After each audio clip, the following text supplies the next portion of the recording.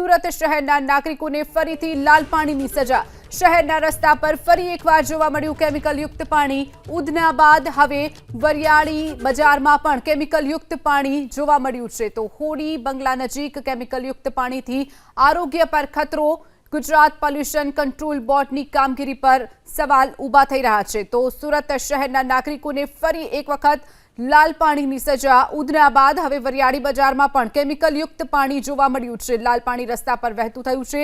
જે દ્રશ્યો આપ જોઈ રહ્યા છો, કેમિકલયુક્ત પાણી શહેરમાં ફરી વળ્યું છે। વધુ વિગતો સાથે સંવાદદાતા ધનરાજ આપણી સાથે ફોન લાઈન પર છે।